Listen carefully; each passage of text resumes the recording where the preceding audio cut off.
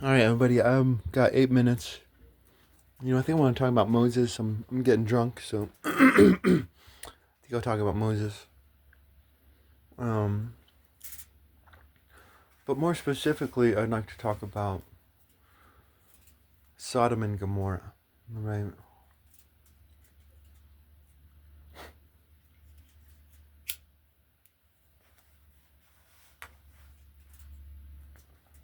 Now Moses is a funny guy. He is.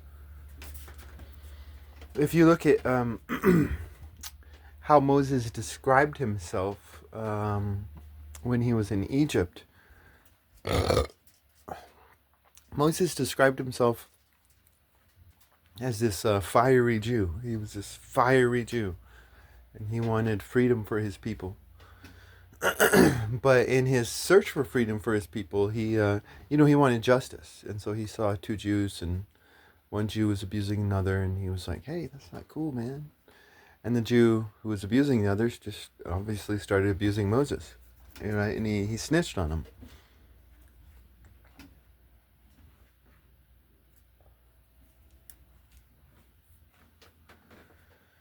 So Moses is making fun of himself because Moses used to be this, like we would think nowadays, this orthodox conservative Jew who believed in justice and goodness and yada yada yada.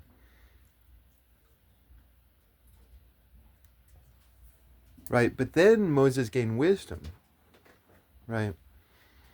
And after gaining wisdom, he acts differently. He doesn't act like he did when he was in Egypt, and even after he left Egypt, he still didn't have wisdom. He was like kicking these guys' asses because they're abusing these women, and I think he learned a lot of wisdom from his father-in-law because he's a different man after meeting his father-in-law. Um, like his father-in-law hears about this man who's fighting against these men who are abusing his daughters, right? But like, what's really happening in the text? Like, what's happening in this text is that these women, quote unquote, want to be abused, right? They're going to the well and they're hanging out with their boyfriends and they're chilling and so they come home late and the father's like, "Where were you guys?" And we're fooling around.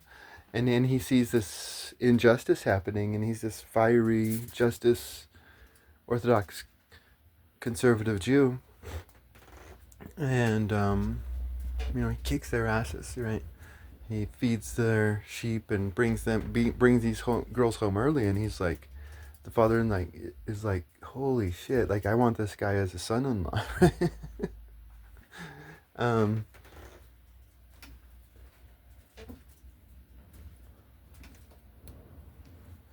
so Moses has become wiser, and as he becomes wiser, he's making fun of you in the text, but he's also making fun of himself because this is how he used to be. And so when he writes the story of Sodom and Gomorrah, he includes butt sex in the story, right? Because he knows that stupid, unwise men will like focus on that butt sex in the story of Sodom and Gomorrah, right?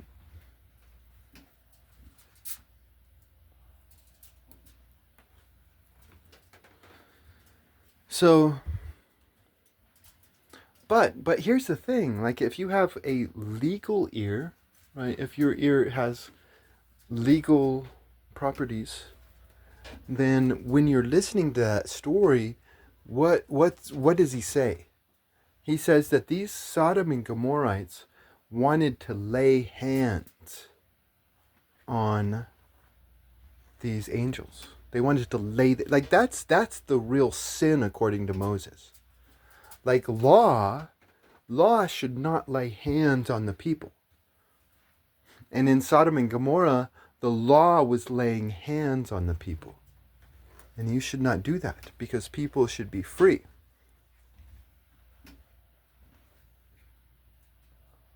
But reality is more complex, right? Reality is more complex.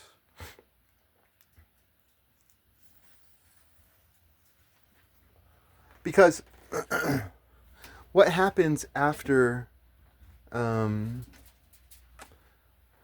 Moses frees the Jews? Like he gets like this. This is Moses. He's a fucking fire magician. He can part the fucking waters. Like he's this awesome badass magician Jew. And what's he do? He gets lost in the desert. Like he didn't get lost in the desert. Like in the text, there's this clear condemnation of cityfied life that makes men effeminate and weak. And he wanted his Jews to be habaru. Um,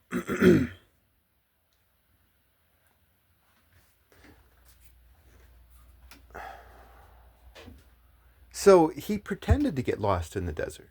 That's what I'm saying. He didn't get lost in the desert. He's like, oh, I'm lost. Oh. No, he wants them. He wants them to be tough hillfolk Jews. He didn't get lost in the desert at all. He wanted to get them out of the terrifying effects of this Egyptian so-called civilization.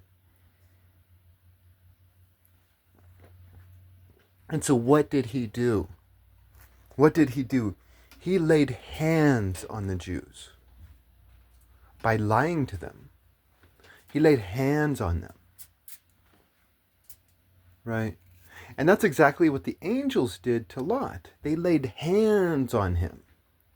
Right? So the condemnation of Sodom and Gomorrah is that you should not lay hands on the people. You should not lay hands on the people. That is wrong. That is illegal. That is like, that's the law. Do not lay hands on the people. Right? But the good shepherd, who is Moses, the good shepherd can lay hands on the people. And maybe that's the problem with our day.